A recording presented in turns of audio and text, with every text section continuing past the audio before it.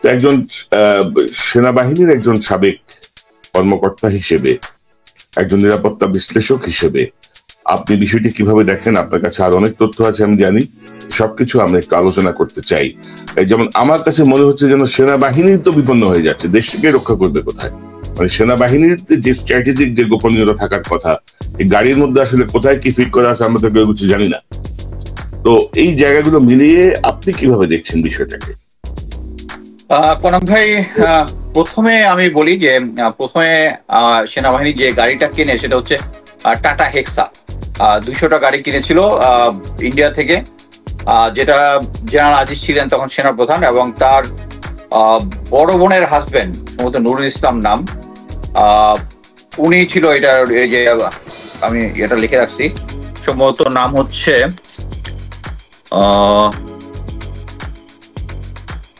তার যে কোম্পানি যেটা আছে সেই কোম্পানিটা সবাই তাকে দুলাভাই হিসেবে ডাকে, যেহেতু তিনি জেনারেল আজিজের দুলাভাই, সম্ভবত আলম বা এরকম একটা কিছু একটা ফার্ম। এবং এটার সাথে আবার ওই যে তার ইমদাদুল হক মিলনের ছোট ভাই আছে, ওইটার সাথে নুরুল ইসলাম, সেগুলো জনশক্তিতে কাজ করতো। খোকন হচ্ছে ইমদাদুল মিলনের ছোট ভাই, আর একটা হচ্ছে মেরাজ ছিল হচ্ছে আজিজ এবং হাদিসের বডিগার্ড ছিল। এই কোম্পানিটা প্রথমে এই টাটা হেক্সা গাড়ি সেনাবাহিনীতে দেওয়ার জন্য যখন প্রসেস করে, নর্মালি যেটা মানে প্রসেস আছে, যেটা হচ্ছে আর্মি যদি কোনো একটা জিনিস কিনতে চায় প্রথমে তার এটা টেস্টিং করে, যে এটা আর্মির, তার এটার ফিজিবিলিটি কতটুকু, এটার রোবাস্টনেস কতটুকু, সেনাবাহিনীতে উপযোগী কিনা, আমাদের যে রিকোয়ারমেন্ট এই রিকোয়ারমেন্টের সাথে কোনো আছে কিনা। এই টাটা হেক্সা গাড়িটা যখন আমাদের electric and mechanical engineer code, যেটা তাদের যে টেস্টিং যারা করে তারা এটা করে তারা একটা রিপোর্ট দিয়েছে যে এটা সেনাবাহিনীর জন্য উপযুক্ত। অ্যামেজিংলি জেনারেল আজিজ এইটাকে মানে বিভিন্ন প্রেশার দিয়ে কয়েকবার চেক করে আবার এটাকে হ্যাঁ করিয়ে এবং 200টা গাড়ি আমদানি করে, যেটা আমাদের, এবং এইটা নিয়ে যখন আমি ফেসবুকে পোস্ট দেই, আমি বাংলাদেশ থেকে দুইজন সিনিয়র অফিসারের কল পাই। এই পোস্টটা যেন আমি ডিলিট করে দিই। আরেকটা হচ্ছে আরেকজন যেটা বললো যে এখন তুমি যদি দেশে আসো, তোমাকে এয়ারপোর্ট থেকে যদি করা হয়, মানে অ্যারেস্ট করে ফেলা হয়, তুমি কি করতে পারবা? আমি স্যার আপনার কাছে রিকোয়েস্ট করবো না ছাড়া দেওয়ার জন্য, এটা আপনি শিওর থাকেন স্যার, বাট দ্যাটস ফিনিশ। এইটা গেল। আবার সেকেন্ড আমরা দেখলাম যে নেভির একটা টাক বোট 800 টনের বা এই ধরনের একটা কিছুদিন আগে একটা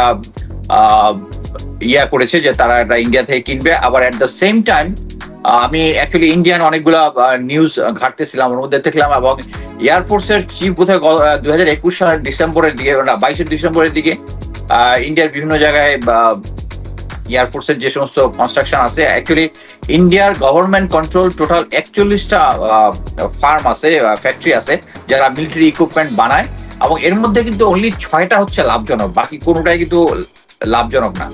বাট এই কারণে ইন্ডিয়া এই লাভজনক যেহেতু না, এটা আমাদেরকে চাপায় দেওয়ার জন্য এই যে আপনি যেটা জানেন 500 মিলিয়ন একটা লাইন অফ ক্রেডিট, এই লাইন অফ ক্রেডিটটা অ্যাকচুয়ালি আসলে কিছুই না, ইটস এ লোন।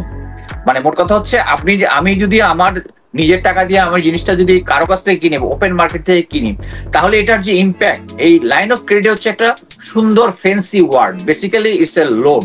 লোন মানে হচ্ছে আমি যদি তার লোন দিয়ে তার জিনিসটা কিনি, সেটা হচ্ছে সে আমার সাথে এডিশনাল, এবং এটার প্রাইসটাও লোকাল মার্কেট থেকে বাড়ায় দিবে, এবং বিভিন্ন ফাঁদে ফেলে আমাকে আজীবন তার উপরে নির্ভরশীল হইতে হবে। এটা আমি আরো বিস্তারিত পরবর্তীতে বলবো। এই সফট লোনের আওতায় এই প্রথম আমরা যেটা আগে অলরেডি 3টা জিনিস কেনার জন্য হয়েছিল, এটা আমি হিন্দুস্তান টাইমস থেকে দেখলাম যে আমরা 5 ব্রিজ লেয়ার ট্যাঙ্কস BLT-72 আমরা মনে হয় এটা অলরেডি রিসিভ করে ফেলেছি আগে, cross approximate 10 million, 7 portable steel bridges Bailey at cost of 2.2 million, এটা এখন আসছে কিনা I am not sure, but 11 mine protective vehicle from Tata Group and approximately cost of 2.2 million, যেটা আপনি এখানে বললেন, যেটা আমরা এই 11টা এখানে পেয়েছি। এছাড়া আমি খুব অবাক হলাম, আমি তখন এই ডিটেলস ইন্ডিয়া এবং প্রতিটা নিউজ আমি যতগুলা ইন্টারনেটে সার্চ করলাম, বাংলাদেশি সাইট থেকে কোনো নিউজ নাই। বাংলাদেশ থেকে যারা করেছে তারা বলতেছে যে তারা ইন্ডিয়ান সোর্স থেকে জিনিসটা পেয়েছে, মানে বাংলাদেশ তরফ থেকে একদম পুরা ব্ল্যাক আউট, তারা কিন্তু কি চুক্তি হচ্ছে না হচ্ছে কেউ আমাদেরকে কিন্তু জানতে দিচ্ছে না, মেইনস্ট্রিমের পত্রিকায় কোনো নিউজও নাই। তারপরে আমি একটা জিনিস দাঁড়ান, আমি জুন 2 2021 আমি হঠাৎ করে একটা নিউজ পেলাম অফিসারের কাছ থেকে যে ইন্ডিয়ান একটা আর্লি ওয়ার্নিং সিস্টেমের দুটো ভেহিকেল চিটাং পোর্টে ডাউনলোড হচ্ছে। আমি ছবিটা পাঠিয়েছি, আপনি ইচ্ছে করে দেখাইতে পারেন।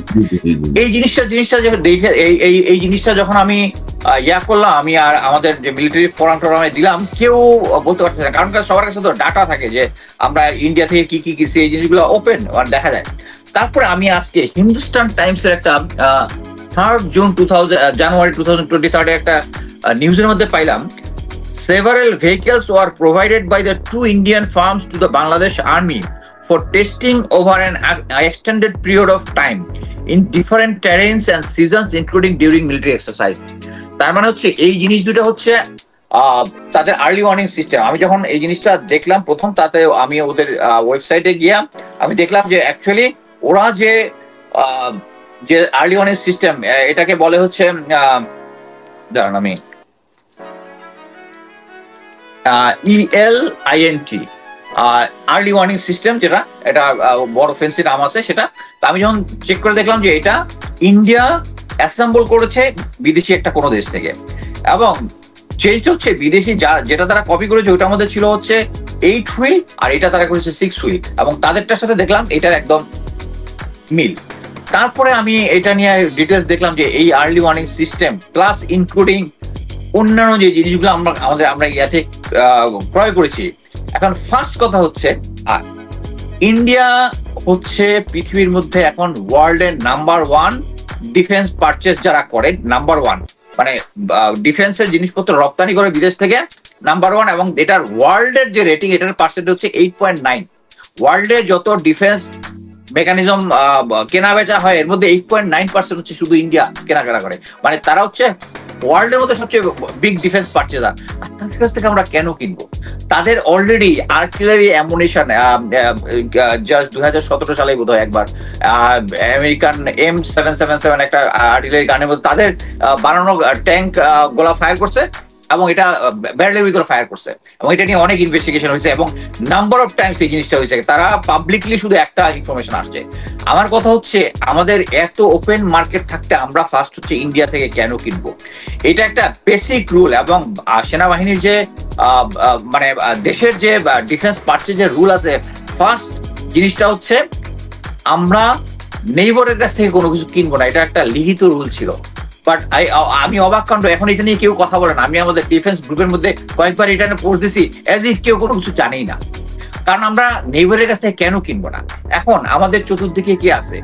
পুরা ম্যাক্সিমাম জুড়ে আছে ইন্ডিয়া আর মায়ানমার।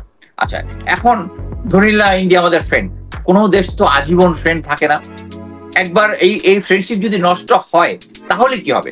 এবং আমরা যে এই জিনিসপত্র তাদের কাছে কিনতেছি, এই জিনিসগুলোর কতগুলা মানে যত আধুনিক যুগ হচ্ছে তত জিনিসটার ভিতরে দিয়ে মডার্ন ইলেকট্রনিক গ্যাজেট ইকুইপমেন্ট এগুলা এসে প্রত্যেকটা জিনিসকেই মনে করেন ওরা যদি আমাদেরকে একটা জিনিস দেয়, আমাদের সোর্স কোড, তারপরে হচ্ছে এটার যে এটার ব্যবসায়িক ইয়াতে বলে হচ্ছে প্যারেন্টাল রাইট, ওরা তো যে জিনিসটা বিক্রি করবে প্যারেন্টাল রাইট দিবেন, এটা দেয় না কি জন্য? এটা বিজনেস সবসময় যারা করে কোনো প্রোডাক্ট বিক্রি করলে একটা জিনিস তাদের হাতে সবসময় রেখে দেয়।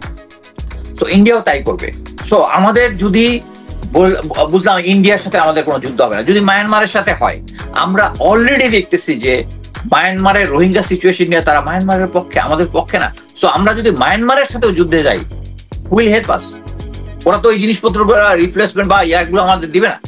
এর সাথে আরো আছে, এই যে এখন দেখেন আমি আপনাকে যে ইলেকট্রনিক আর্লি ওয়ার্নিং সিস্টেমটা দেখাইলাম, যে ছবিটা দেখলাম, এটার কার্যক্রম কি হবে? এটা ইলেকট্রনিকলি বিভিন্ন জায়গা থেকে ডাটা মনিটরিং করে, রেকর্ডিং করে, অ্যানালাইসিস করে, তারপরে আউটপুটটা এটা কোনো অপারেশনাল বা এক্সারসাইজেস সেটিং এর মধ্যে ওই জিনিসটা প্রোভাইড করে। সো এরা চলে হচ্ছে ইলেকট্রিক সিগন্যালের মাধ্যমে। এখন তারা সমস্ত কিছু সিগন্যাল জানে। এখন কোন একটা যুদ্ধের এই যে এখন আমাদেরকে এই জিনিসটা, মানে এটা তো আমি আমার অ্যাজাম্পশন থেকে বললাম, আমি যেটা দেখলাম যে এই জিনিসটা ইন্ডিয়ান জিনিসটা আমাদের এখানে আসছে, তার মানে হচ্ছে এখানে হিন্দুস্তান টাইমসে যে নিউজটা পড়ছে তার মানে হচ্ছে এটা আমাদেরকে ইউজ করতে দিছে। এখন ইউজ করতে দেওয়া মানে কি, মানে হচ্ছে আমাদেরকে এটার উপর নির্ভরশীল করে ফেলা। তার মানে হচ্ছে আমরা এটা দিয়ে যত এক্সারসাইজ গুলা করছি, যত ডাটা আছে, সমস্ত কিছু তারা জেনে যাবে এবং আমাদের ট্রেনিং এর প্যাটার্নটা ধরে ফেলবে। তার মানে হচ্ছে আমাদের কোনো সিক্রেট কিন্তু তাদের কাছে নাই। যে কোনো ইকুইপমেন্ট একটা আধুনিক যুগে মানে তারা আমাদেরকে যেটা ডিপেন্ডেন্স করে ফেলবে দিলে, সেটা মনে করেন যে তাদের একটা সফটওয়্যার আছে, এমবডিড হার্ডওয়্যার আছে, সাপ্লাই চেইন ম্যানেজমেন্ট আছে, কন্ট্রাকচুয়াল এগ্রিমেন্ট আছে। মনে করেন যে সফটওয়্যার, এখন ওই জিনিসগুলা যে মিলিটারি ইকুইপমেন্ট দিছে, এখন ম্যাক্সিমাম সবগুলো হচ্ছে মানে এই ইন্টারনেটের যুগে সবগুলো হচ্ছে আধুনিক যুগে, অথবা এটা হচ্ছে কোনো ভাবে ইন্টারনেট জড়িত, জড়িত। এখন যদি সফটওয়্যার জড়িত বা সফটওয়্যার আপডেট বা যে কোনো এই ধরনের সিচুয়েশনে ওরা যদি আমাদেরকে না দেয় বা এমন একটা সিস্টেম করে ফেলবে যে আমরা যখন এটা ইউজ করতে পারবো না তখন এটা পারবো না, তাদের হাতে পুরোটা কন্ট্রোলটা থাকবে, আমাদের হাতে থাকবে না। তারপরে মনে করেন যে মানে ফায়ারওয়্যার, সফটওয়্যার আপডেট, এই জিনিসগুলা তাদের হাতে থাকবে। তারপরে মনে করেন যে এটার যে হার্ডওয়্যার যেটা আছে, এই হার্ডওয়্যারের মধ্যে ইচ্ছা করলেই এমন কোনো কিছু যে ইমপ্লান্ট করা সম্ভব, মানে ইনক্লুডিং সফটওয়্যারের মধ্যে তো ভাইরাস থাকতে পারে। আমি আপনাকে ভাইরাসটা কেন বললাম, এটা হয়েছিল, আমার ডেটটা মনে নাই, but there was a shipment for Iran, যেটা ফ্রান্স থেকে আসতেছিল। মিড সিতে, হাই সিতে এই ইকুইপমেন্টের মধ্যে ভাইরাস ইনজেক্ট করা হয়েছে। বাট ইরানের কপালটা ভালো যে রাশিয়ানরা এটা মনিটর করতেছিল। সো রাশিয়ানরা এটা আসার পরে ওখানেই সফটওয়্যার দিয়ে চেক করে দেখছে যে এটার মধ্যে আছে এবং ইট ওয়াজ সেভ। আদারওয়াইজ ইরান একটা বিপদের মধ্যে পড়তো। সো যে ইন্ডিয়া এমন একটা দেশ যাদের ফরেন পলিসি হচ্ছে তার নেইবারদেরকে জাস্ট দাবায় রাখা, তাদের কাছ থেকে আমরা কি আশা করবো যে তাদের ফ্রেন্ডলি অ্যাটিটিউড দেখাবে? এই মুহূর্তে তার নেইবারের আশেপাশে যতগুলা দেশ আছে সব হচ্ছে তার বিরুদ্ধে, প্রত্যেকটা 100%। এবং আমিও যেটা মনে করি যে আমেরিকানরা যে তাদেরকে বলছিল যে লোকাল লিডার, এবং এই সিচুয়েশনের পরে দে উইল রিথিঙ্ক। বাট এখন যেটা হচ্ছে, তারপর মনে করেন যে ওরা যদি এই যে জিনিসটার হার্ডওয়্যারের মধ্যে কোনো কিছু একটা পুট করে দেয়, এটা এমন এখন যে সিটা হচ্ছে এটা রিমোটলি হয়তো বা করা যাবে, একটা কাজের সময় আমরা পাবো না, বা আমরা যে সমস্ত ডিল করতেছি মানে আমরা এটা যেভাবে ইউজ করতেছি তারা সবকিছু জেনে যাবে। তারপর মনে করেন যে এগুলো সিস্টেমে যেটা হয় কন্ট্রাকচুয়াল এগ্রিমেন্টের মধ্যে তারা ছোটখাটো অনেক কিছু ক্লজ রেখে দেয়। এখন আমি কেন এটা বলতেছি যে হ্যাঁ আমাদেরও তো এক্সপার্ট থাকবে এটা দেখার জন্য, কিন্তু আমাদের এই যেমন একটা জিনিস দেখেন, এই যে ওদের ওয়েবসাইটে দেখলাম যে এই যে লাইন অফ ক্রেডিট যেটা আছে, এই লাইন অফ ক্রেডিটের মধ্যে বলা আছে 75% জিনিস তার দেশ থেকে কিনতে হবে। বাট আপনি এখন পর্যন্ত ওরা যত পৃথিবীতে যত দেশে ওদের এই লাইন অফ ক্রেডিট দিছে, আপনি পাবেন না যে তারা ইন্ডিয়ার বাইরে থেকে কোনো কিছু জিনিস করছে। এগ্রিমেন্টের মধ্যে লিখে রাখছে, কিন্তু তারা অন গ্রাউন্ডে তাদের বাইরে দিতে পারে। তাছাড়া শুধু তাই না, এটার সাথে যত ধরনের কস্ট আছে, হিডেন কস্ট আছে, এবং এটা যখন এটা লোন, তখন তার এগ্রিমেন্টে অ্যাজ ইফ বোঝা যাবে যে $5 বিলিয়ন আমাদেরকে দান করে দিচ্ছে। It's not a grant, it's a loan.